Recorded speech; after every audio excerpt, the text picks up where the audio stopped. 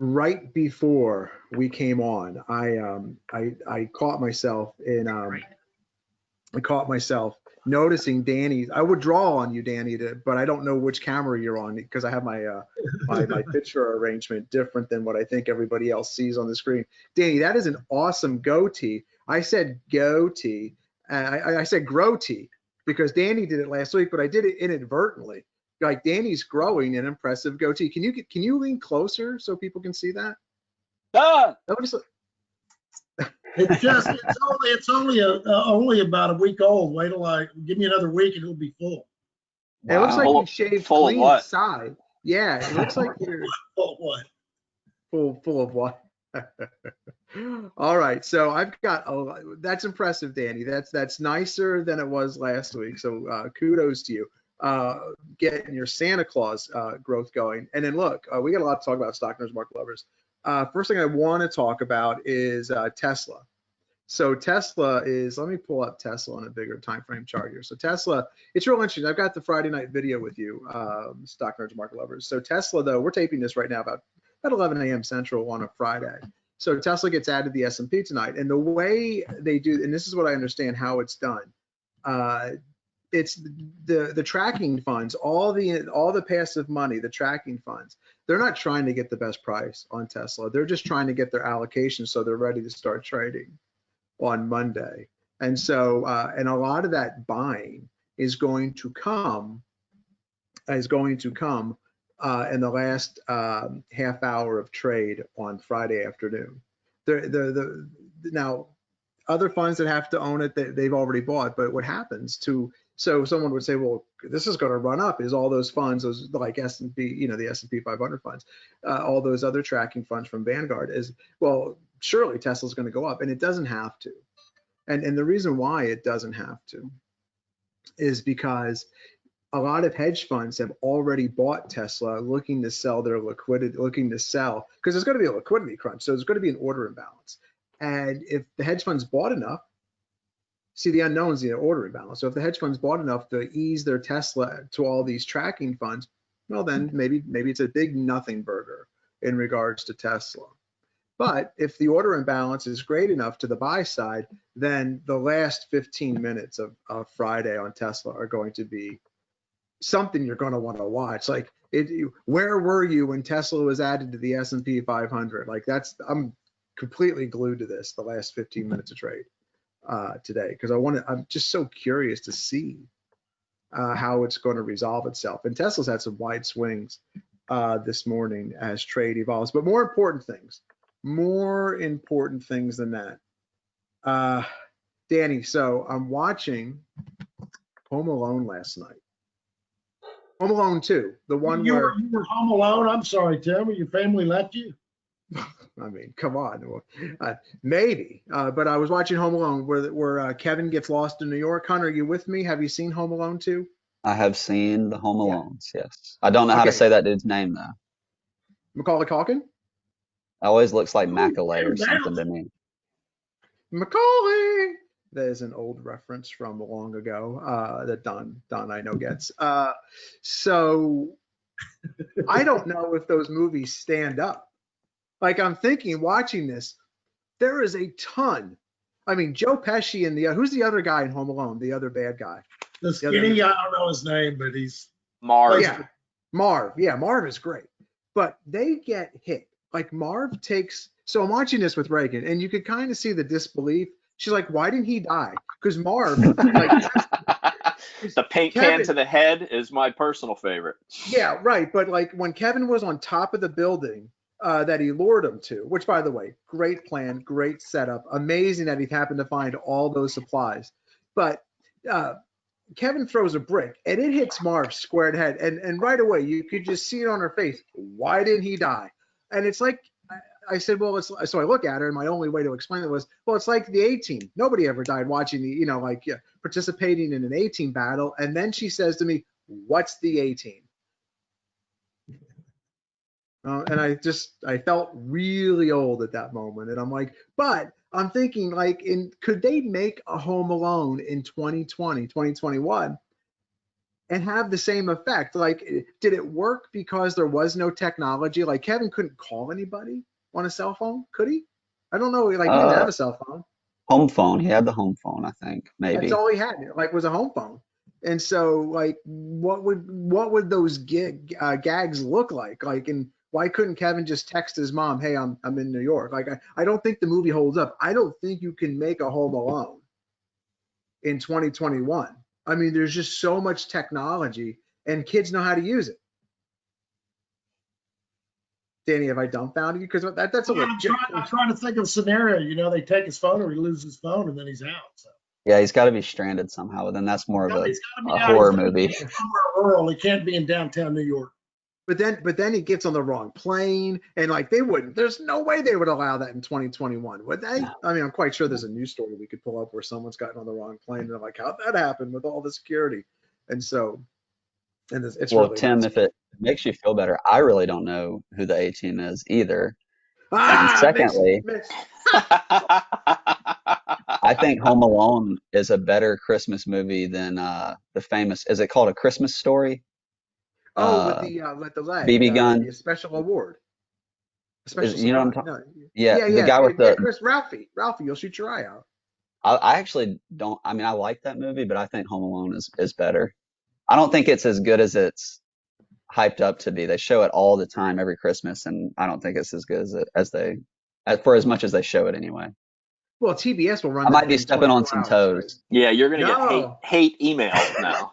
They screw you for. Speaking of As hate far as email, I don't know portfolio why you management, said. I think we're the A-Team. Ooh. I didn't catch that, Dan. What'd you say? I said, as far as portfolio management for clients, I think we're the A-Team. That's right. There you go, Danny. And not nearly as hokey. I couldn't watch that show. That was tough to watch. The A-Team? Oh yeah, it was kind of Dude, that was the show. Mr. T? So many good parts, and then he does that. Dude, I do know who Mr. T is. Oh, there you Mr. go. T was in the A-Team.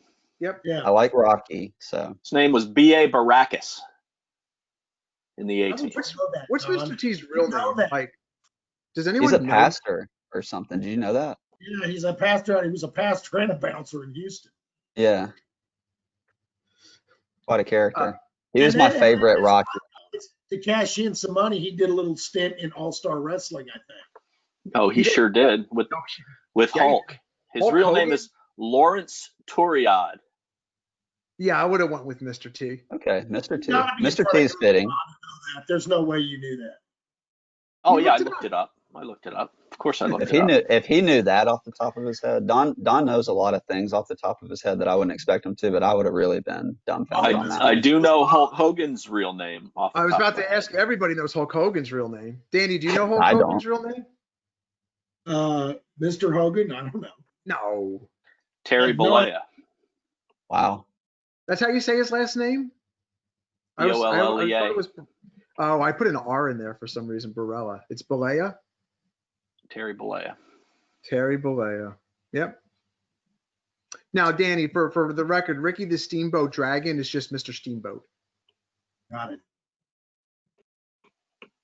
It doesn't work if you don't like wrestling, Danny. I just I'm not realized gonna you hate wrestling, so all the jokes fall flat. Here we go. All this trivial knowledge, why don't we provide useful knowledge for our stock nerds? I was about to say, I think we did do real useful. Now, look, I got one more nonsensical thing that I'll forget that I actually want to ask Hunter. Hunter, because I've got some parlays on Tesla that I'll cover, and I've got the video Friday night, so I've got some Tesla butterflies up around 700, which are no different than parlays when you put them on. Did you know? I'm thinking you knew this, but I didn't know this. So I was scrolling through Darren Ravel's tweets one night, and I saw that you can create your own parlays on PointsBet. I wanted to ask you if that's what you were doing. You mean like picking like various bets to create like a combined odds Tiger outcome? Woods wins the British Open or whatever they call it now. Yeah, you can bet on. You can go do like.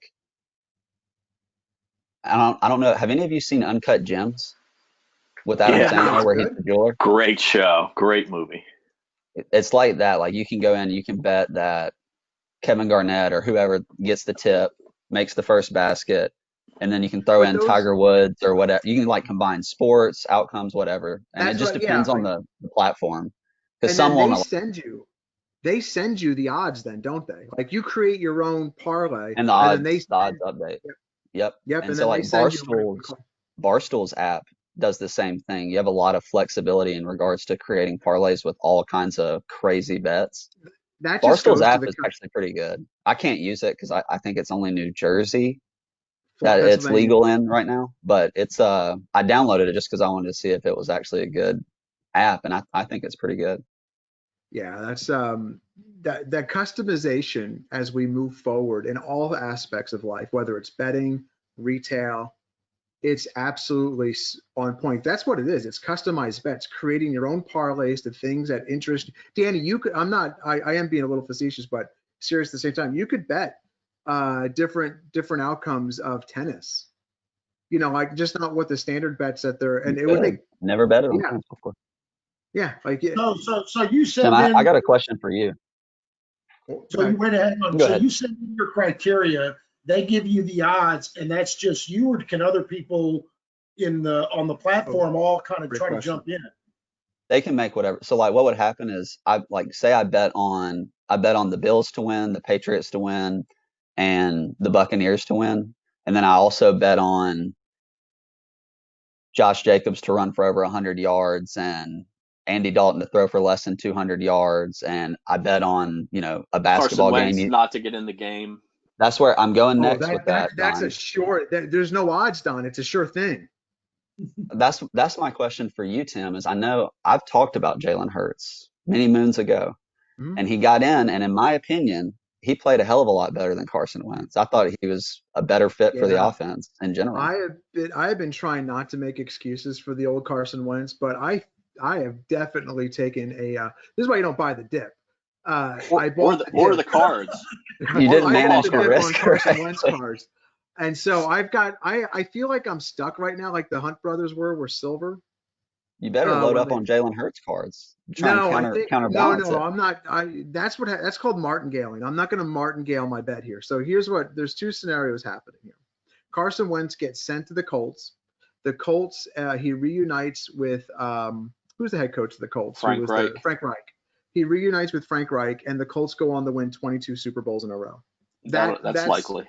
yeah, I that's actually do scenario one. Bible he could go to the Colts. I thought That'll get those Carson Wentz cards off the clearance rack with William O'Neill's yellow dresses. Absolutely will. Yeah, yeah. Now they're going in people's Christmas stockings this year, and so nobody wants the Carson Wentz. Well, or Jalen Hurts plays, but I don't know if the Eagles can do this again, where they deal the backup who played really well, and then they put Carson back in there, and then if he stumbles, it's just because like if Nick Foles was here, I feel like Carson was used to that, but they drafted Jalen Hurts, and somehow it shook Carson's confidence. I don't. Or there's Doug Pete. Good. there was an NFL GM that came out and said that they think Carson Wentz is like mentally broken because of what's happened with the Eagles organization over the last 3 years. And so if they trade away Jalen Hurts and keep Carson Wentz on that max contract, they deserve to be awful for the next few years. And well, Doug Peterson called a different game too on He did, Sunday. but it was a lot Yeah. more like the defense is not terrible for the Eagles. And so I No, think the way that Hurts plays is more uh He it's didn't take better the for the sacks. team. Yeah, he didn't take the yeah. sacks. They ran the ball better because of him, and Yep. that allows your defense to not be on the field so much. And it worked out. Who'd they beat? It was a good team. Saints. They did the Saints. Saints, yeah. Saints. Yeah. That's right. They beat the Saints. Alternatively, they don't do well, and Tim ends up with a whole wall of Carson Wentz wallpaper. No. I'm telling you, they'll deal him. I don't think they keep if they keep him as a I don't. backup. I mean, that's a tough contract. The big talk in Philly isn't about Hurts. It's about the albatross of a contract that he has that Yep. is Yeah. just. I mean, I thought Foles' contract was bad with the Jags, but they were able to trade him to the Cowboys. But apparently, the Wentz contract is much, much, much worse. Oh, it's bad. So that's So I'll use that. Danny, I'll use that as for a while. I'll use What'd you say, that Dan? as my. Yeah, I Danny, said I he may can't. be. I said he may be wearing that yellow dress in Philly for a while, Don. Is that what you're saying? That's what I'm Well, saying. just to make an investing point here. That is not a good return on investment thus far on that max contract they offered him. So Well, has not paid offering, off. let me show you how a professional does it, Hunter. Offering that max contract to Carson early is kind of like pre-positioning, which is what I really wanted to The see how I did that. segue. Nice Yeah. segue. That is what's known in broadcast parlance, Hunter, as a professional segue. That's why it's a I'm impressed. I went to the Connecticut School of Broadcasting upstairs, and let me tell you something. Fantastic knowledge I And gained. he was broadcasting from his daughter's nursery downstairs. Yeah. There's a grocery store downstairs, and then upstairs is the Connecticut School of Broadcasting.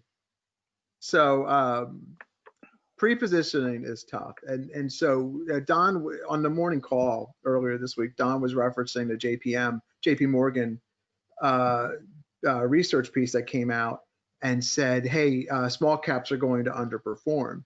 And right away, you start seeing in 2021, you start seeing that type of research this time of year, and you start seeing predictive type research. And that stuff always perks up my ears because there's people that, and a lot of you, longtime listeners to the show, Stock Nerds and Market Lovers, and new stock nerds may know this, but there are people, I mean, may not do what I'm describing, but there are a ton of people that buy into this research. There's a ton of firms that buy this research, and they pre-position for this. And so they'll sell all their small caps. And before you say, Tim, that's absurd, who would do that? Well, they want to be ready for the next thing. And I used to encounter this on the road all the time with IBD, where I would meet people that would have Danny referred to it as theme, THEME, theme investing, where they'll buy the theme. And if the theme is sell small caps, well, they'll sell all their small caps and they'll load up on whatever JPM said would go higher, and pretend for now that's international large cap, like they'll load up on that. And the thought is, well, Tim, that? firms have come out and said that international stocks are set to outperform the U.S. for the next 10 years. I've seen a couple of articles from like JP, Goldman Sachs, things like that. Stop reading those. I don't take any. I don't put any. You got it. I just see it. You have to. I hear what Don's saying, but I read, and sometimes I'll watch, and I do this because I know on the other end of our screen that people are reading this stuff, and they are watching Fast Money, and they are watching a whole bunch of other shows, and someone might say, well, just turn off the news, and the problem is, if we're being honest with each other, a lot of you can't. It's reality TV. It's programming designed to excite you on an emotional level, to keep you glued to it, whether it's CNN or Fox News or MSNBC or CNBC or Bloomberg, you're hooked. And every day is a new show, and that new show never has an ending. And then you're like, okay, new show, it's new show. And it's got you. And so you can't turn off. The only thing you could do to fight it is turn it off. Or now, if you went to the Connecticut School of Broadcasting upstairs, you know that you don't take action on that. And so that doesn't mean that imagine small caps pre-positioning into the next big thing, cannabis stocks back in 2017. Well, that's where I was headed with. So if we pull up, let's pull up the RTY, and the RTY is up 0.5% today, and that's not the overall move. But imagine if you said, imagine the report came out last year, just said, hey, don't pre-position, you're going to want to sell all your small caps. And then you're like, well, you feel like a genius right here, only to watch this happen. And the point is, you don't have to do this. And there's a bunch of points I want to get Don to make, I want to get Danny to make, and I want to get Hunter to make here. But you don't have to participate in this. But you can participate in this. And so before you think I'm selling well, of course, if you buy low and sell high, you'll always do well. And what I'm saying is, you can join the trend in progress if you have some rules, if you have the ability to just follow your system, or follow a system, or your investing plan. And so, like, when you come out of this, how do you avoid this mess? And it's a couple pronged approach. Don will tell you, and I know these are the small caps, that nothing good happens under the 200 day. If we get a close or two under the 21 day, I like to sell. If that close under the 21 comes paired with a VIX futures inversion, where this current contract is pricing out over the forward contract, which is pricing out over the extended contract. Yeah, I'm going to get very bearish, and I'm going to start selling things and maybe even be short, which is exactly what we did in 2020. And then when the market wants to, if the market, I should say, if the market wants to recover, well, what could be your most aggressive entry? Yeah, how about just 2 closes above the 21, and then you just see how it works out from there, and that allows you to join a trend, to join what's potentially about to work. Because what the chart is giving you, it's giving you the real-time feedback of the current theme. And so everything that's written right now, I mean, it has a chance to come true. Don't misunderstand me, but it's every research report that's written right now, in my opinion, is no different than the gambling the gambling guru who tells you to call 1-800-bet this game, and it's the Lions and the Bears, and on one half of the calls, everything east of the Mississippi, they're going to get the Bears. Everyone west of the Mississippi is going to get the Lions, and now half the country's happy with them because he gave them the winner, and all he's doing is splitting the difference. And so some of that research is going to be true, and you'll feel like, well, Tim, you told me not to pre-position, and I should have pre-positioned. But to Don's point, there's example after example after example, and we'll go over those. Don, as I'm talking, please come up with more, and I want to pull them up on charts. But the whole point of this research, in my opinion, I don't know if it's to educate you. I think it's no different than the news. It's meant to stimulate you on an emotional level to get you to do something, to take action. When, if you just look at the charts, that in fact is the news.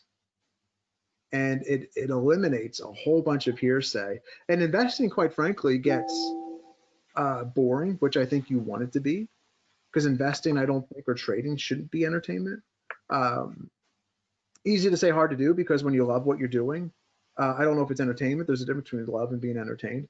So I don't find the research to be boring nor entertaining. I just find it to be something I enjoy doing, and that's completely different.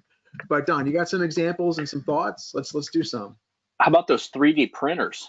That's crazy, great, Don. great I literally had pulled up as the one to mention, because I remember a bunch of articles about that being the next thing a few years ago.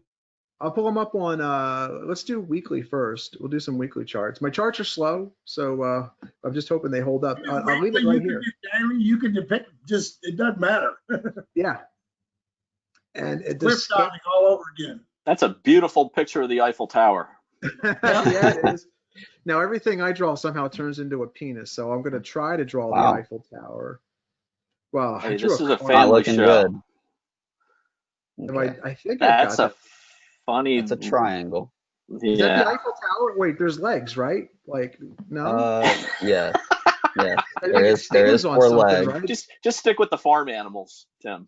Yeah, I drew a cow once or something. Yeah, that was wonderful. Yeah, a cow with cat's ears. Yep. Hold on, it looks like a potato. That is a potato. Cows have spots, right? Well, some cows do. That's a moldy potato. This is one of these Jersey cows. It doesn't have any spots. I'll make it easy on myself. And then tail, right, to swat the flies. That's a good tail, actually. I'll give you that. And some udders. Yeah. That's utterly ridiculous. Tim wants to have a little small farm. Oh my gosh, do I? Yeah, I won't be able to tell what the hell the animals look like because I haven't drawn an animal like that ever. Tell you what, you got to get cow. Danny, how's your cow? Danny has a calf. Did you getting much bigger? It's doing very well. Did you we get nursed her? her back to health. I mean, it's a little teeny baby, 3-4 years old. Did you? Are you gonna eat it? No. Well, once you name it, you can't eat it. Figured it was worth asking. It's kind of more I'm of my. so glad I wasn't drinking. You got to segue before you do that, Henner. You got to slide your way slowly into that. I believe. Oh, just out of nowhere. I'm from Alabama. My Yes, buddies, you are. my buddies had cows and they named them and they'd take them right to the butcher or the slaughterhouse. No second Hey, thought. So second, Nicolette doesn't like that. Second Hey, wave gotta of get hate that. mail coming your way. Oh my God. I love I cows. just Let me just see throw that out Hunter there. standing next to Danny, looking at him at the calf, going, "You gonna eat that?" As if I can eat that. Can I get that off your plate for you? Ironic that I asked you to look at TTCF this Mhm. week, and, Oh, what- and we It just we went. got me hungry. We just went completely 180 from TTCF. What's TTCF? That's true. It's Tattooed Chef. It's Don asked me to look at it kind of in comparison to Beyond. And so Beyond is pretty much just a meat alternative. They have all kinds of different forms of their alternative meat, but TTCF is like gluten-free, vegan, vegetarian, but it's a lot more than just meat. Like it's all kinds of acai bowls, all kinds of stuff. So it's a little bit different. Is it prepackaged? Yeah. So like here, I've got their website up because I was looking at some stuff earlier. They had no sales as of the last quarter, so I'm assuming they just. I want to say just starting. I want to say they were a SPAC. Yeah. Oh, okay. All right. Yep. That makes sense. But anyways, like they got cauliflower crust cheese pizza, cauliflower mac and cheese. That is cauliflower crust pizza is the greatest scam against our people in this country. It's got the carbs. They try to make it sound healthy. The way to go with pizza is almond flour or chicken crust, or if you can find them in your grocer's the Quest pizzas. I love Quest pizzas. Have you ever had buffalo the buffalo cauliflower bites? They're kind of like supposed to be an alternative to chicken wings. Nicolette used to get them. They're actually pretty good, which I like anything in buffalo. Is Nicolette a vegetarian? She was a pescatarian for a while, and then I started cooking a lot of steaks and bacon, and gradually I dragged her in and turned her against her. And you want to know why she was that way?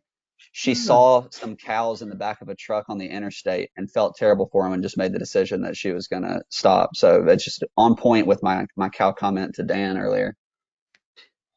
So you see, this is so she named all the cows in the back of the truck, and then don't she worry. stopped Tim eating was them. saying Jersey cows don't have spots, which is incorrect. Do Jersey cows have spots? They can have patterns and they can have spots.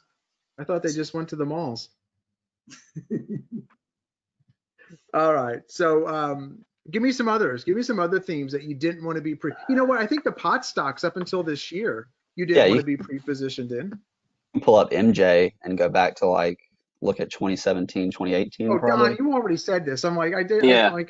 I'm sorry, Don. Yeah. You literally just said this 2 minutes ago. I'm so sorry. MJ, nice rally. Now only 70% off its high. What's the difference between MJ and the one we own? MSOS has all the ones that end in F, like Curaleaf, Green Thumb, Truleaf. It's US. They're all US companies. Yeah, not Canada companies. So MJ is a lot of Canada companies. It's like Afria, Tilray, Canopy Growth, all that stuff. Yep. And so but the logic is, like people will buy cannabis and now this Moose, I call this Moose, is newer. You can see when it came public. But if you look at MJ, it's also the cheaper one, or it's the one, Don, that you'll hear. It's the one that has the most room to recover as cannabis recovers. And it's just the wrong mindset, and it's the wrong framework to be in. And in 2021, man, for a lot of people have been knocking it out of the park, and they're having a great year. So maybe any of this can help you. Maybe not, but there's a lot of people. 2021 is a fresh start. There's a lot of people that haven't participated in 2020 because of what? Because of maybe the economy with there's two different economies. There's a stock market economy, and then there's the economy where our fellow Americans are out of work, and it's heartbreaking, and the food lines are heartbreaking, and hopefully we're about to come out of that. But this market, if you're just talking about markets, this market was to be bought on the 4th. And you weren't late if you bought on the 5th and the 6th. And you can join trends in progress. Like, look at the difference between, Don, I'm going to come back to you for some more examples and some commentary in a second. But like, look at the difference in apps. Here's apps in the same space. Hunter and I were talking about stocks in the same space, sister stocks. And here's Mrkt, both in cybersecurity. And then I don't have that right. I'm sorry. I literally just think I misspoke, but my brain is going a 1,000 miles a minute. But I bought both of these on 11/18, if I can find the 18th. And net, I mean, doing well, is not the performer, and I still have apps. I sold net when I hit the third HR, and I kept apps. Look at this thing. And so I didn't have to have apps down here in August. I mean, I wish I would have had apps down there in August, but I did. I picked apps up on the 18th, and it's just following a certain set of rules. And I've been covering this. I've got a good comparison for you. That's in the same exact industry group as apps and net. VMware, literally has been flat for the last 6 months, 7 months, 8 months, has done nothing. And now granted, it's not the exact same business model, not the exact same service, but they are peers. So just to compare to net and apps, here's one that looks like garbage. I mean, if you've owned it for the last 7 months, you're probably either up just a tiny bit, or you're down a little bit, or you're flat. So. Oh, I'm sorry. Do you have another stock or that? No, I just wanted to give you one that was in the same. He was comparing those. Oh, understood. I'm so sorry. Understood. By the way, getting to the point of prepositioning, the perfect big picture example is in December of 2019, everybody was talking about how the economy was accelerating. We were going to have good growth, all the big investment banking firms. And they said you should be long US stocks and you should have this big allocation and basically be all in. Nobody saw COVID, coronavirus coming through the pipeline. And so you can't go with the theme and just buy and hold or stay the course. Once the news started coming out and you realized things were going to change and they could be, shutdowns, or once the market started breaking down, you need to change your quote theme. You need to change and be flexible. I don't know how many people, and I think the longtime viewers of our discussions around the markets watch the videos. I think they get that and they understand that. But there's so many new people that watch, and the only way I can compare it is like sports talk radio, where you have to have an opinion. And I don't know anybody who changes their opinion on sports talk radio. Like, I don't know anyone who doesn't like Stephen A. Smith isn't going to come out and like the Cowboys anytime soon, is he? No. And so like the stock market, it begs you to be flexible. It begs you to say, hey, I'm bearish today because we got 2 closes under the 21. Or a great example of that is being flexible in your thinking is this. Where do we get? It was this week right here, right before the election. And I got really bearish. I was like, you know what? That's a weekly close under the 21, weekly chart. I know what happens when we have a close under the weekly 21. I've seen it too many times. But I knew that if you close above the weekly 21, you get back in. Absolutely. Like here it happened, and you just get back in. And so, but you have to be comfortable with that. And so many people are watching. Look, I'm not telling you don't be informed. That's different. But if you're watching the news and your heartstrings are being pulled by the reality of the situation that COVID has created in this economy, you're going to miss opportunities because you're going to be led by maybe your heart and not your brain. And if you have a set of rules to default to, that kind of makes it easier. But yet people try to make sense of the markets, and the markets aren't here. And I empathize with this because the markets aren't here to be made sense of. They're just the markets. They don't know you. They don't know me. my sensibilities are different than Danny's sensibilities and Hunter's and Don's sensibilities and vice versa. But they're just there to participate in. And what are they trying to tell you? And I think that's what separates us from 99% of all the other firms in America. Well, hang on. I'd like to jump in real quick, Tim. You're talking about the markets. You're talking about the financial media. A lot of times, the market makes a move and does something, and they're taken back. They didn't expect it. So now they got to create. They actually create a story, or they come up with something that sounds plausible to explain what just happened. And you're already in it. You've already lost money or missed out on making money or whatever. And we always say here, price is truth. You'll see a lot of the moves before you get the story, and the story could be right or it could be wrong, but either way it's late.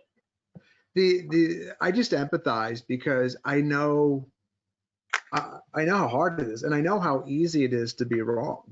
Like I trade all, like I've got options trades typically trading all week, and it's real easy to be wrong, and it's really sometimes it's hard sometimes it's difficult to sell when you've got a theory. And I've got like a trade, I'll cover it in the Friday night's video. I've got like a $700 butterfly on Tesla, and it's really small. So in size wise, it's easy to hold. But if you watch Tesla at all this week, it is not an easy trade to hold.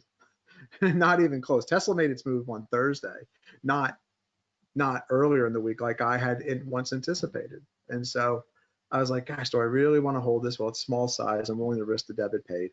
And so now I'm just going to let it play out and see what happens as we get into the close. Don, what are your thoughts? I know you got a lot of thoughts on pre-positioning. And can you cover what the JPM report was? No, I don't really go into. I just read the headline. Just and the way I stumbled across it was the market took a quick drop after the opening 30-minute range one of the days this week. I think it was Wednesday, and it bounced back very quickly. But that was pointed to as the culprit for the drop. Them saying that they think the small cap rally was overdone, and they're not gonna outperform. And as far as pre-positioning, it's okay to have a thesis on anything. I know a thesis is different from pre-positioning, but just make sure that price supports your thesis. And if it doesn't, as I'm fond of saying, it's okay to be wrong. It's not okay to stay wrong. Yeah, that's absolutely okay. And so Don, where do you go instead of developing? Because I've never heard you develop. Let me just ask you an open-ended question. How do you develop your thesis? Danny, is thesis a word? It sounds like a word in my head. Theses. Theses. I don't think that's not to be confused with feces. Feces? Because some theses can be feces if they're not supported by price action. It's only a thesis if it works out. If it doesn't work out and you're completely wrong, it's feces. Okay. So a new segment. Yeah. No, I mean, I sarcastically said to your question, I sarcastically said don't read those, but I do read a lot, and that's how I get educated. And now I've got Hunter to do a bunch of research too, and really educates our team on various stocks. And it's a matter of lining up, because we're always looking for the N and canceling what's new. As O'Neill says, it's not the chart that makes a stock double. It's the story behind the chart and the sales behind the chart and the earnings behind the chart. And if you can get that story combined with the right price action and it falls in with the models of leading stocks and what they did, that's all you need to be successful. That and risk management.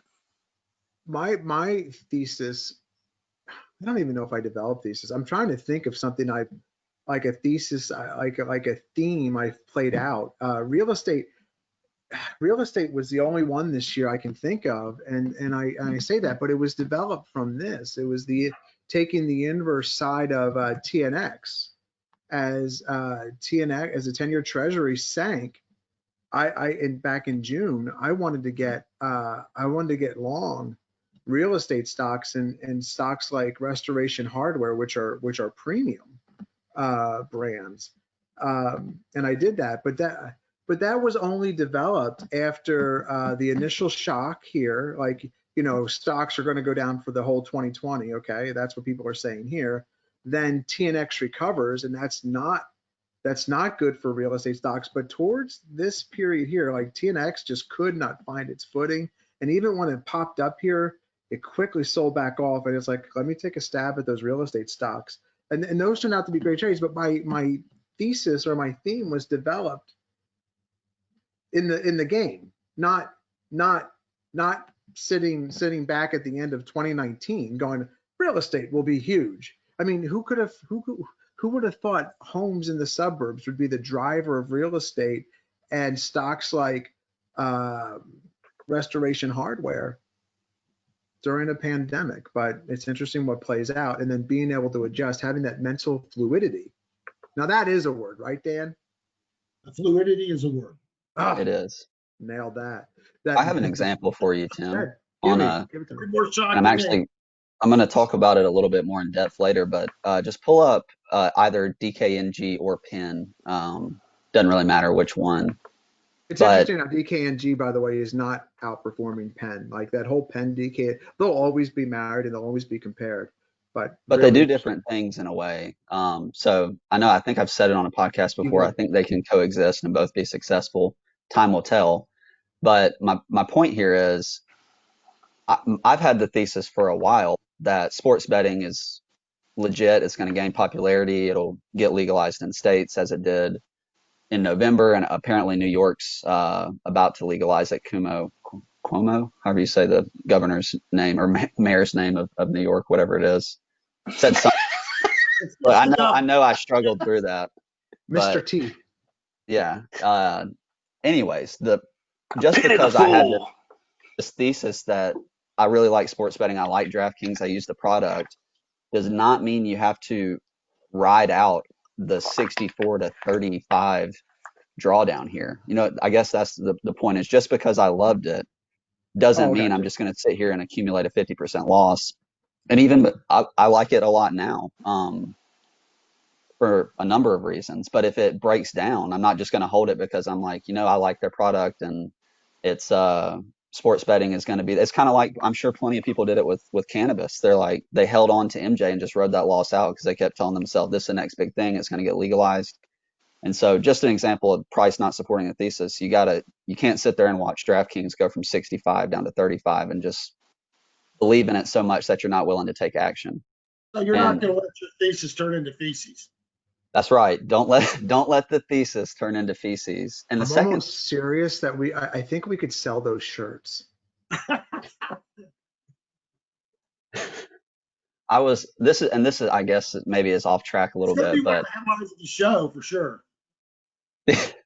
I guess you could do a thesis with like an equal sign and a slash through it, feces, and that can kind of be our mantra. I don't know. Yeah. But I know you're talking about predicting, and I think from what I've learned from being with you guys, we're not in the business of predicting. We're in the business of reacting and making decisions based off the information that's given to us. Mm-hmm. I can predict all day long, and I do it in my head, but I try not to get carried away with it because so many times you're wrong and you don't know what can happen. You don't know what headline will come out, whatever the case may be.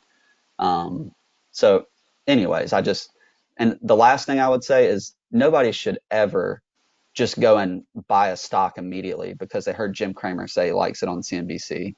I feel like everyone should go and do a little bit of their own research to develop some conviction and not just listen to somebody and just go pull the trigger without doing anything. I don't know if that happens. Cramer says that I'm already suspect. I don't know if that actually, I wonder if that happens still, where people will do that. But the problem when someone says, go do your own research, is like, well, what is the research?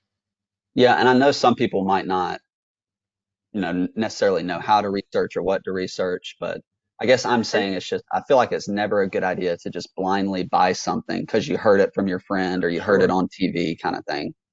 And by the way, that has worked by the way, if someone told you to go buy, I'm trying to, gosh, my brain literally, if someone told you to buy Tesla at the beginning of the year and just hold it, okay, EVs are going to be big, that kind of worked out, that kind of worked out this year. And it's tough, when the worst thing that happens, it's not the worst thing. Just when you make money easily over a period of time, it can lend itself, and this has happened to me numerous times, it'll lend itself to a flaunting of the rules. It'll lend itself to cockiness isn't the wrong word, but, oh, the market will fix my errors. And then the market will just hammer you one day. And before you know it, your options trades are reading 0. And so you're like, oh, okay, one day too long. And so, but that's a function of greed. And so my issue ever since I started trading options was getting over the greed hurdle. And so I don't know if you're ever cured of it, to be honest with you, because it's alluring when you have gains racking up. It's very alluring. It's the gambler's mentality. It's like you hit big on roulette and you think, well, I got to keep going. I'm doing well. I'm lucky. And it's just, it's human psychology. It's the way that we are. It's one of the hardest things to overcome and combat. And it's interesting because I really believe in the psychological aspect of investing and depicting it. But like some people have the gene for alcohol, and I don't have that. I have the gene for risk. Like I have a big risk tolerance window. And I don't know if that was long before I ever got into the Marine Corps and flew helicopters, but I got a big window for risk tolerance, And so, but it's weird, Hunter. I don't gamble. But I do, but I don't gamble on sports, and I don't feel any compulsion to go to a casino, even if there was no COVID like that. I used to teach, like they had these shows out at Caesars, and I just walk right past the gaming floor, not even nary a want to go and do something, sit at the tables or anything. Just boring to me. But the stock market's completely different, and I've got a risk tolerance for it. It's really hard to explain, but these ATR charts that I'm showing you helped me kind of overcome that. And I know a lot of people have emailed me and said that's gotten me to get out of something. There's a couple of people in mind that just texted me like this week or last week.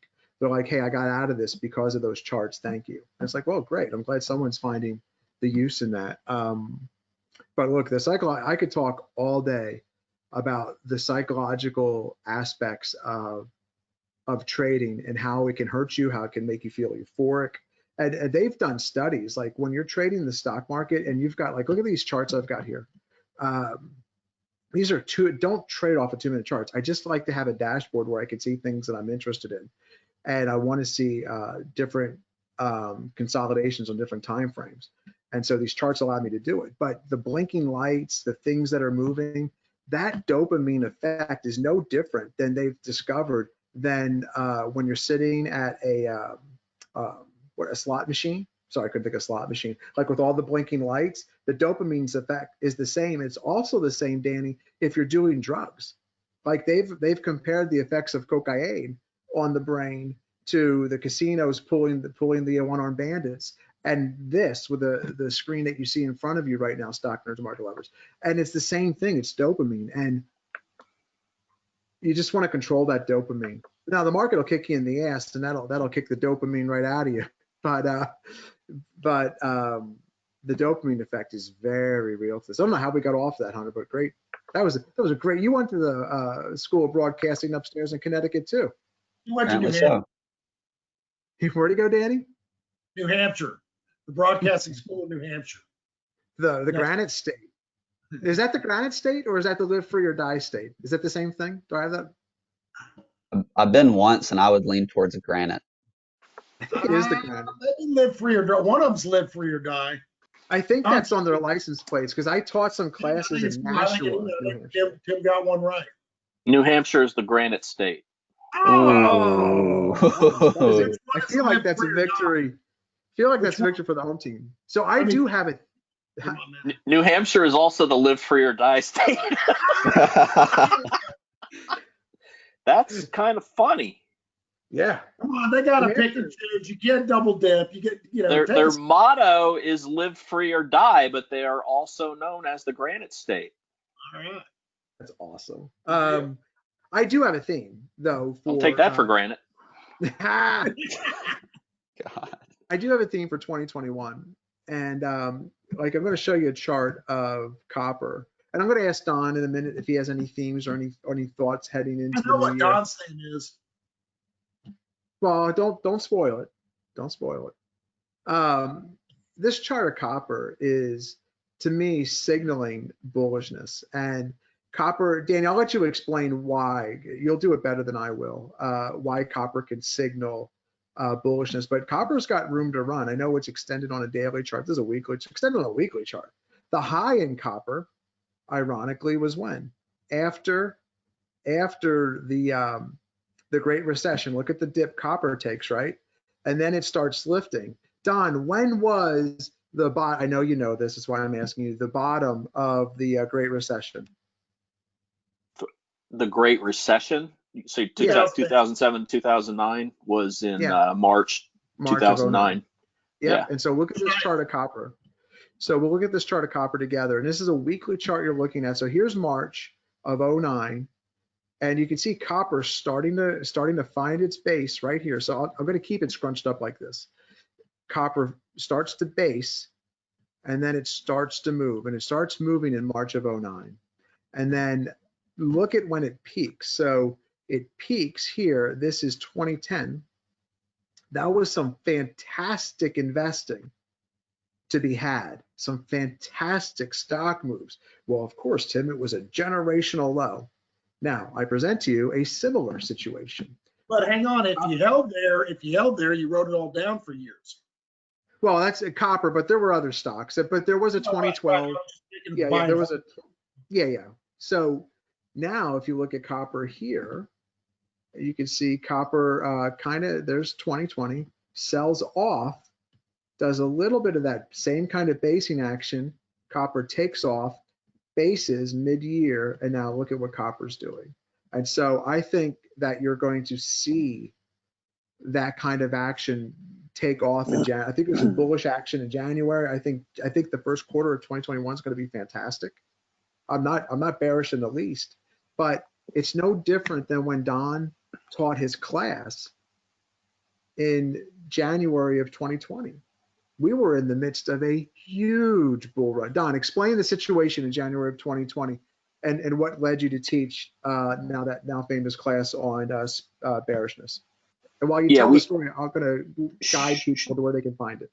Sure. We had just come out of a bear market, a 20% correction in Q4 of 2018, which had an especially nasty December, which is totally contrary to seasonality. But we started rallying early in 2019. 2019, the indexes ended up being up over 30%. And our theme for 2020 was to not give back the 2019 gains. Right. So we started pushing. We were very mindful in our portfolios and started educating our clients about stay clear from the bear. Was the video I did, the webinar I did on that in January, and pure coincidence that COVID hit less than a month after that. I am trying to find. I stashed it in a video I did recently, Don. Danny, how do they find Don's classes? Email me, Dan@revereasset.com. I'll send them the link. In fact, I'll send them the whole. He did an anthology of how to stay clear from the bear a month before the bear market happened. He did January 15 of 20 is if you scroll back is the date on there. But then he did another one that was a month later or a couple months later, said the bear is here. Now, how do where do we go from here? How do you recover? And then when we were halfway up off the bottom, he did another one. So you really see that whole cycle of how we manage money literally over 4-month time. He did 3 of those videos, those lunch and learns in that 4-month time period that was before the bottom, at the top, at the bottom, halfway up the bottom. It's perfect teaching tool. And the whole thing that Don did in the first quarter of 2020 can be applied to what's about to happen in 2021. So I think we're about to have this great first quarter of 2021. What if we don't? Or what if it starts out that way? Well, you're going to want to be able to spot signs of the bear. Email dan@revereasset.com. He'll send you all the classes. You're going to want to be able to spot those signs. And I kind of gave you a couple of things that I look for to get my head right about what potentially could happen. And it all starts for me with how are the indices doing against the 21 exponential moving average, and then how are the VIX futures reacting? And from there, we start making decisions. And Don will tell you nothing good happens. For S&P, for long-term index players, nothing good happens under the 200-day. That should probably be. I think Don will say that. Don, what do you say about the 200-day? You're here. That's the line. That's the line in the sand between. Well, you get a weekly close under the 200-day. That's the line in the sand for dictating a healthy market versus an unhealthy market. Yeah, and so this whole thing about pre-positioning, it really is about interpretation of the markets ahead of time, but it's okay to have like this theme. And my thesis about the first quarter of 2021 is based on how copper's acting, and I've seen that story before. I've seen copper tank back when I worked at IBD, and then I'm like, wow, now I know why they call this a leading indicator. And Danny, can you explain why copper is a leading indicator? Sure. So copper is an industrial metal. So it's got many, many uses in the industrial. So it's very business cycle industrial based. Gold is just a precious metal. It's kind of it's got a few industrial uses, but very little. Silver's got a few more. So silver can kind of act like a precious metal like gold, but it can also kind of act like a business cycle. Copper, though, is very business cycle, industrial cycle sensitive. So when copper is starting to drop off the cliff, your radar better come up that, oh, we're looking for a big economic downturn. Conversely, when the market starts going up, when copper starts going up, that's a leading indicator that business cycle and industrial is going to start picking up. So you could actually, Tim was saying you could use that as an indicator. You don't necessarily have to buy copper futures or copper.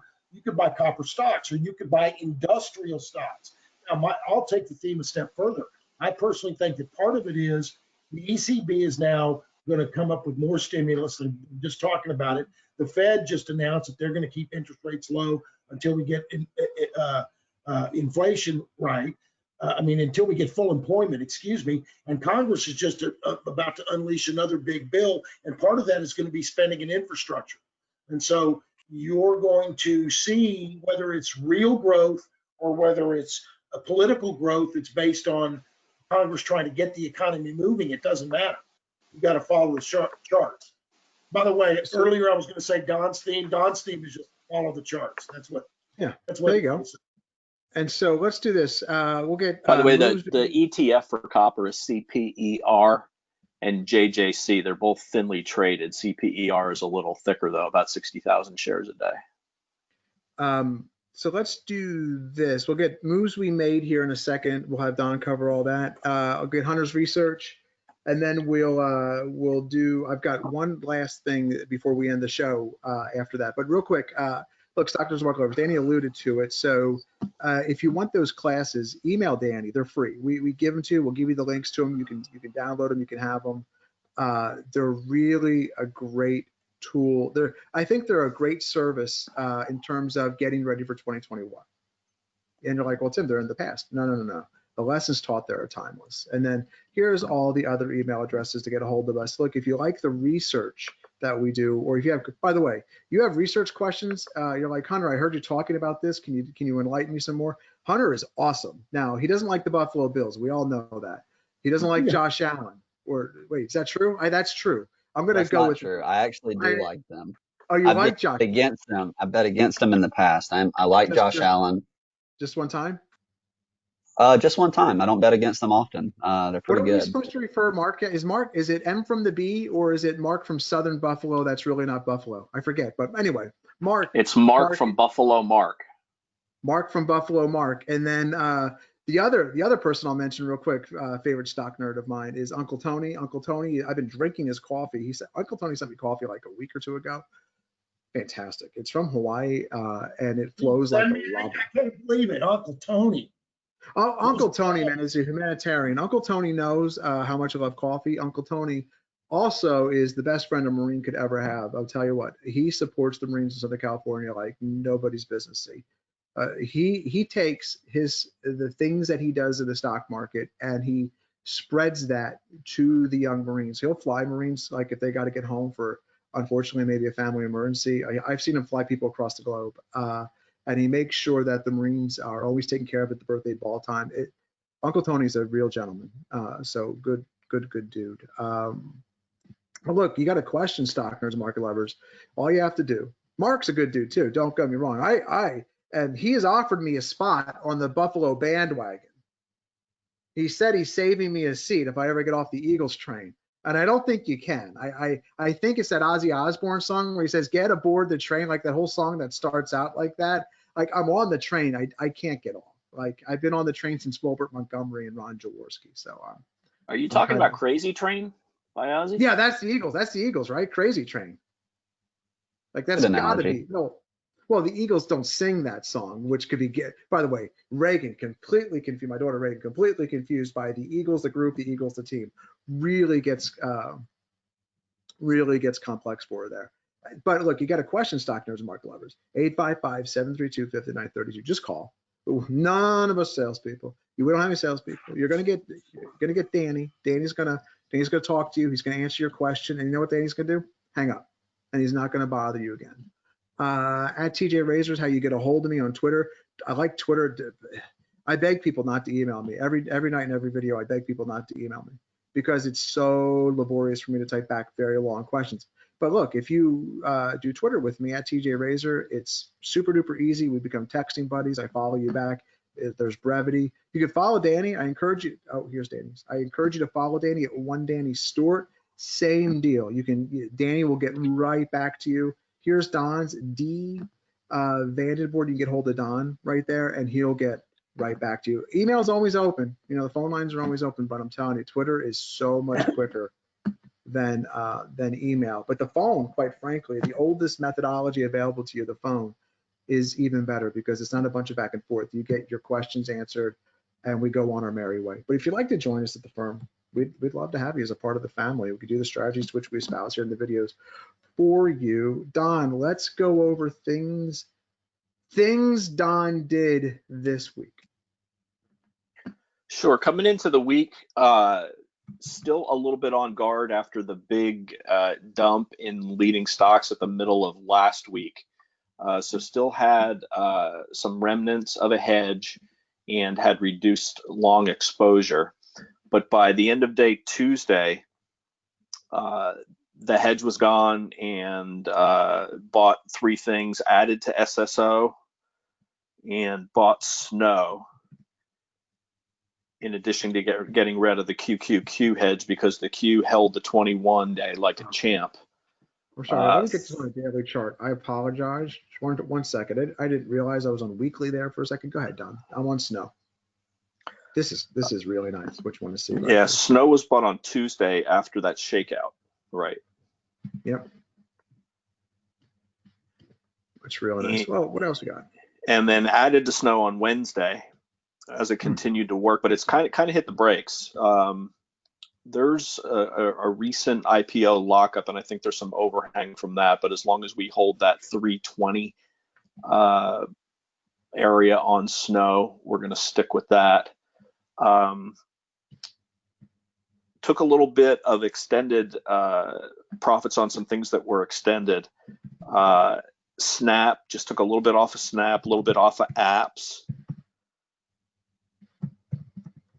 Sold some CrowdStrike on that big gap up today. Anytime a stock makes a move up and then gaps, I like to take some off because sometimes it signals exhaustion. But today, all security stocks are just kicking ass with everything that's been going on lately with all the hacking news. People are piling into those.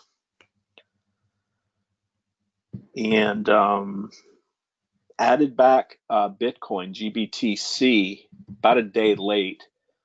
But we got stopped out on it last week when it closed below the 21. The gap back above, you can see those 2 days there. That would have been the prime opportunity to buy it. I bought it the gap above the prior high day, and we've still got about 10% profits in it. There are so many mainstream companies getting involved in this now. It's completely different from the last time it was up around 20,000. You've got PayPal and Square mainstreaming it as far as taking payments in it. You've got companies putting it on their balance sheet like MSTR and one of the Mass Mutual is actually has it in their general account for paying claims now. And then you've got SI, which we own, which is a bank that has created an exchange for converting cryptocurrencies to dollars and has FDIC backing. So there's a lot of tailwinds for cryptocurrencies and Bitcoin. The big two being Ethereum and Bitcoin. GBTC is the ticker. There's also ETHE. There's a company. Is it Grayscale? It's yeah. Yeah, that's Grayscale is the they've got they're not ETFs, they're ETN, so they occasionally trade at a big premium, but right now they're the only way on the stock exchanges to trade crypto outside of companies that have indirect exposure, like the four I just mentioned. So that's kind of a theme if we want to talk about that. But as long as the price keeps supporting the theme, we'll stick with that. And if it stops, we'll move on. All right, Hunter, let's get some research. You know what? Before we do that, you know what, Hunter? Let's get some research going, and then we'll close out the show. And then I've got one last thing. Okay, I got a couple of sectors to mention, and a handful of companies that correspond with them, and then a couple of companies, two companies that I researched. So it should be pretty quick. But let's start with DKNG or PIN. This gaming and equipment group, which also has a lot of the physical casinos like Las Vegas Sands and stuff like that in it, has really outperformed recently. Las Vegas Sands not necessarily as outperformer, just noting that these are in that group. But DraftKings and PIN have been on a nice run. And the reason I wanted to cover it first is because they actually had a pretty sharp sell-off here intraday. Apparently Ohio's sports betting bill died and didn't make it through, or there's reports of that. So that's what's pushing it down a little bit right now. On DraftKings, I'm currently watching it to see it pretty much sold off right to the 8-day exponential moving average and bounced off of it a little bit. Both were up. PIN was up more today. Both went negative. So just keep an eye on that. I don't think it's a devastating blow to the group as a whole, but I mean, it is something to take note of. But just see how these companies handle that news. Next group, Don's already mentioned it a little bit. Software security. Will you pull up CIBR Cyber? It's an ETF for cybersecurity. Top three holdings in this are CrowdStrike, Okta, and Zscaler. All of performers. I know maybe a week or two ago, whenever we first, I guess that would be on 12/3, when we first started this position and some of these names that gapped up. Sorry, give me 1 second. My MarketSmith isn't wanting to work with me. There we go. So these have continued that move. I know Don said we took off a little bit of a crowd today because it was up north of 10%, right around 10% today. But this move has been really strong and continued to be strong since that big move. They've continued trending up on the 8-day EMA, as I've seen a number of times with a lot of these gap ups that Don Visor pays attention to.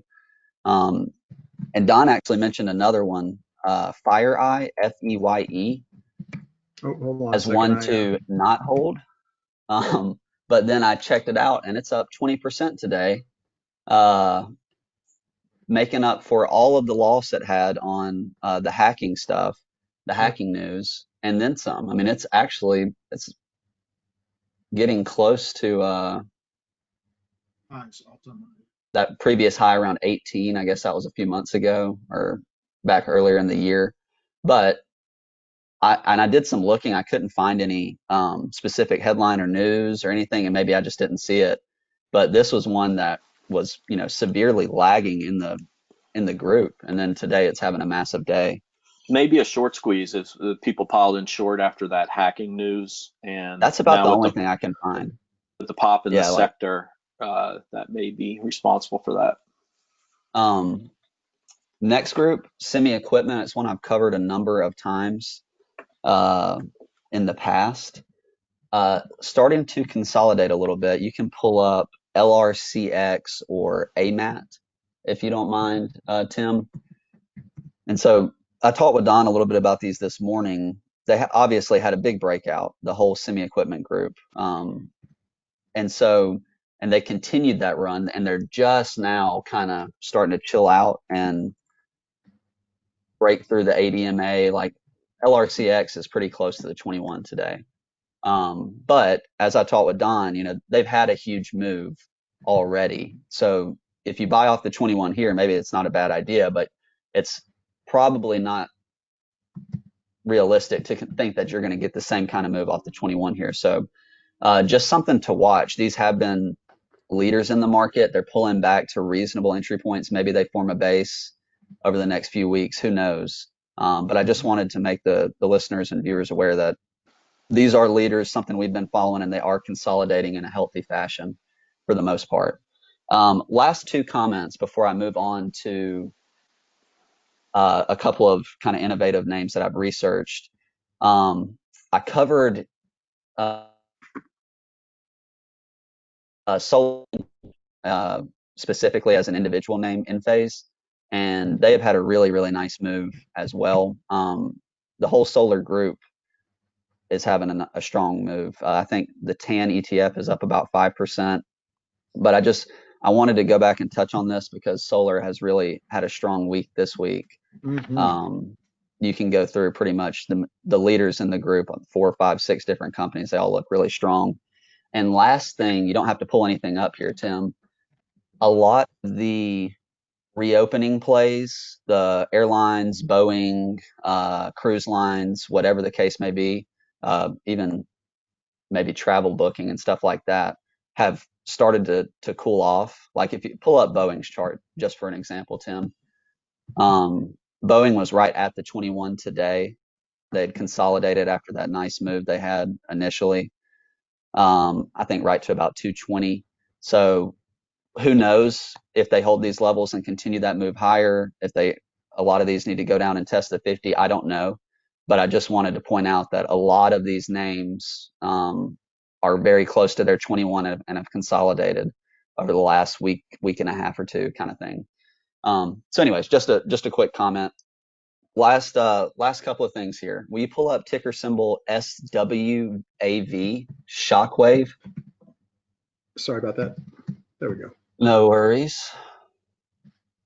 So I did a little bit of research on this company just because it intrigued me.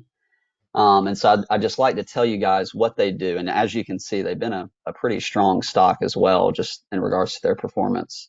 And a lot of this is pretty complex, advanced medical stuff. So bear with me if I butcher any of these words. But their objective is to transform the way calcified cardiovascular disease is treated by establishing a new standard of care for this disease. So they have their own proprietary system technology product, basically, that provides local delivery of sonic pressure waves for treatment of the calcified plaque within the heart. So basically what it does is just like kidney stone treatment, where they'll do the sonic waves and like kind of break it up and you pee it out basically. But in this scenario, it fractures the calcification within the heart's bloodstream basically, or blood flow, and allows it to be able to flow, right? And so it's supposed to be a safer, more effective way to treat this issue. And as you know, with obesity rates increasing and that kind of thing, there's more and more calcification within these veins, or veins may not be the right word.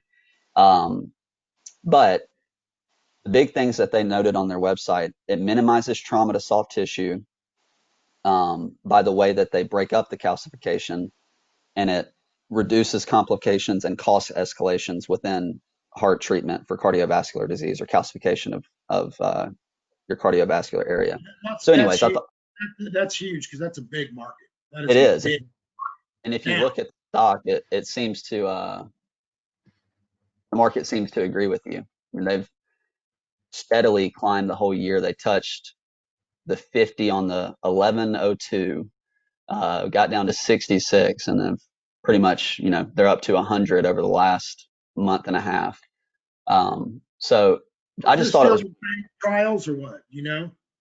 No, this is legit right now. I think they, from what Yeah, I they can. have sales. Their Yeah. sales were up 73% in the last quarter. You can see that the little blue and red symbol that Tim has there on the chart. That was their earnings report, and they gapped out of that base on that report, that third of the yellow bars in that 3-bar combo, and then went off to the races and just had its first pullback to the blue line. That's the 34, right, Tim? The 34 is the blue line. Yeah. And they have a number of different. They have like different products that are okay in the U.S. and some that are in the, I guess, different areas of the world.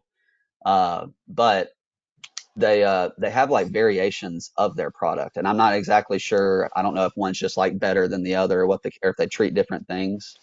But I mean, it seems and I've talked with this about Nicolette. My girlfriend's in physician assistant school, so she's pretty knowledgeable. She's been on rotations working with doctors for the last 6 months or so, and anyway, she thought it was really cool as well. So I was like, okay, well, that's a little bit of confirmation that this is something interesting. And the last thing, real quick, that I already talked about it a little bit, Tattooed Chef, it's TTCF.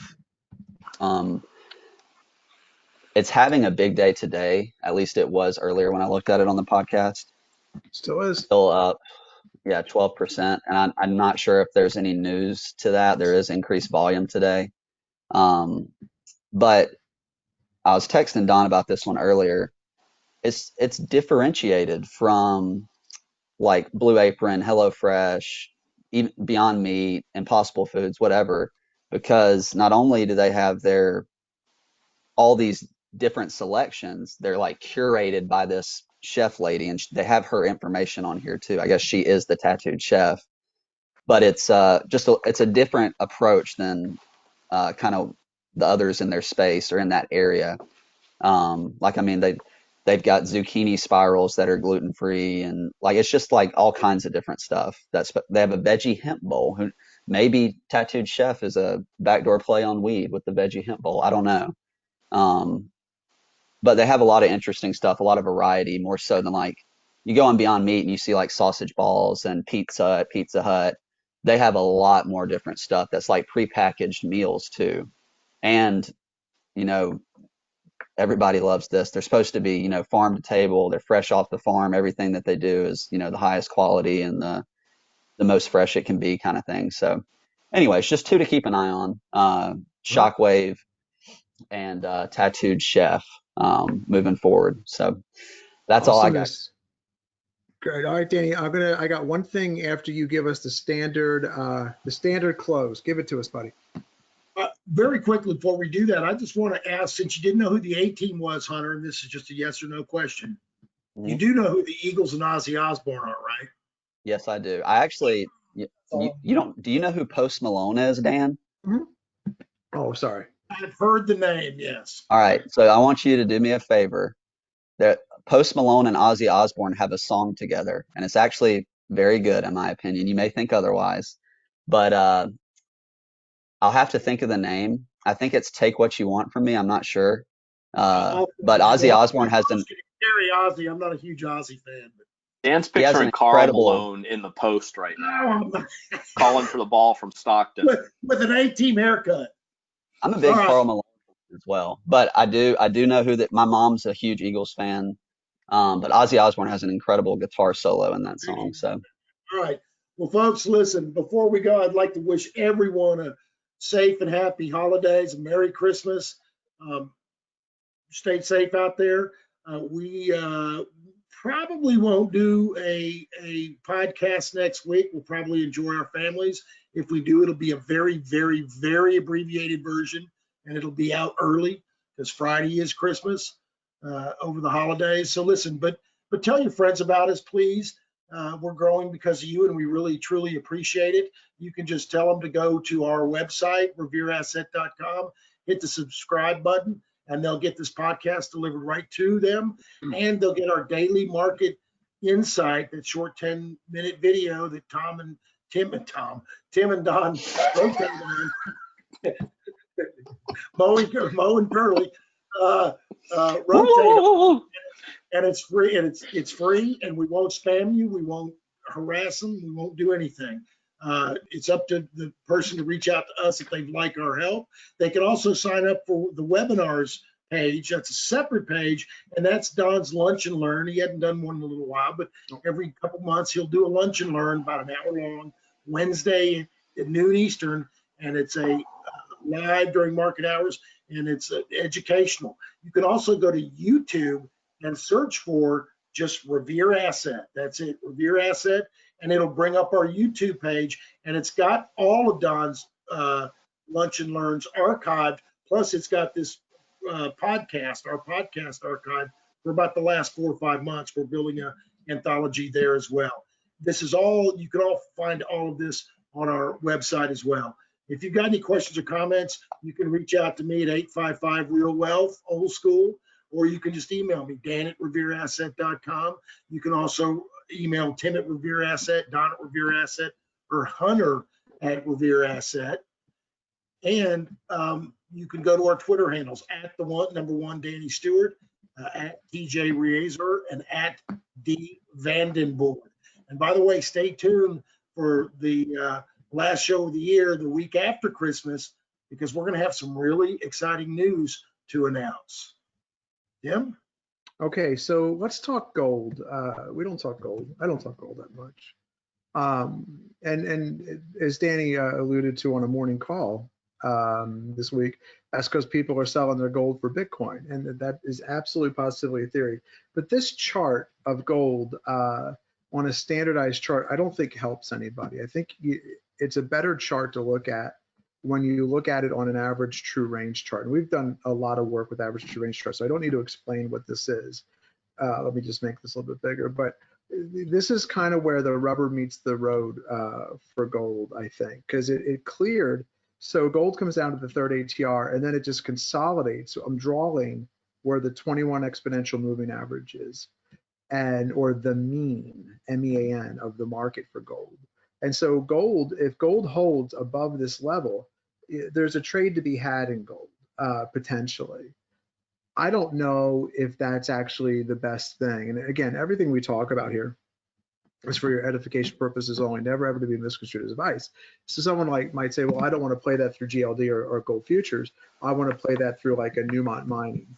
And I don't know if that's a great idea. I mean, these stocks have lagged, and gold's lagged. And so there's other ways to play this. If you want to play that, Don mentioned the copper ETF, and the one that sticks out in my head as stock wise, and I know there's probably other stocks, but the one that just pops in my head is FCX. And why is that?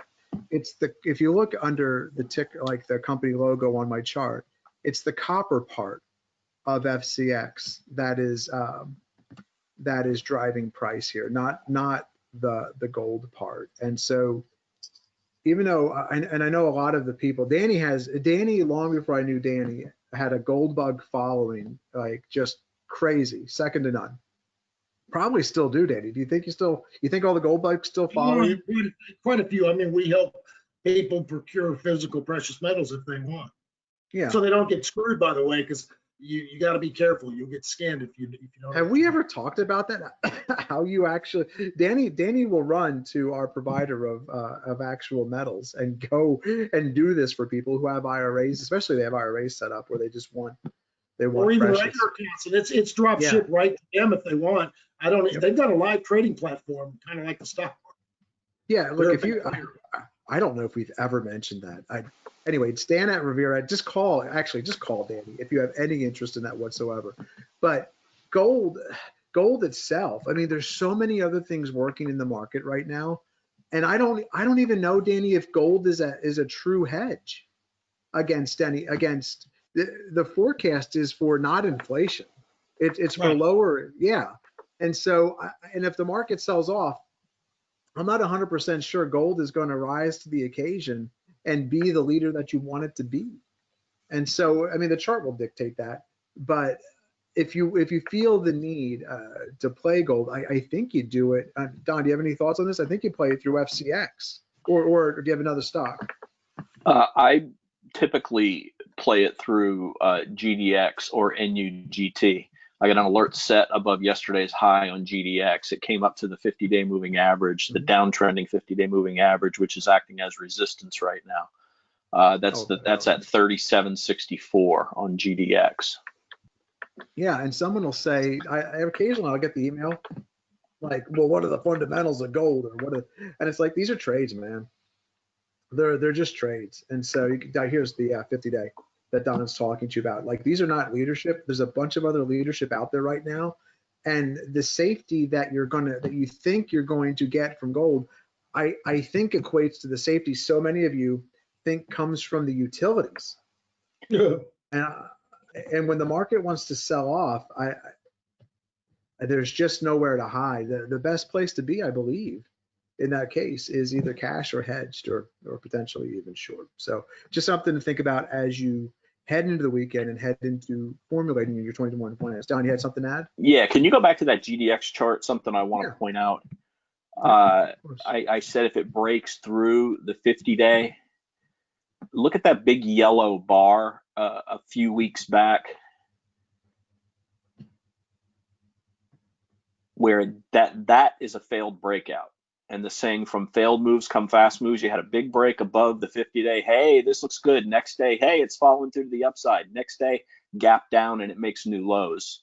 That is, it just didn't work. Get out at that point. A failed breakout, the reason why you bought it is no longer valid, and that's why we cut our losses small. Don't argue with, well, it looked good 2 days ago, because it flat out failed, and then look what it did in the subsequent 3 weeks after that. And I'd like to add one more thing. Go ahead.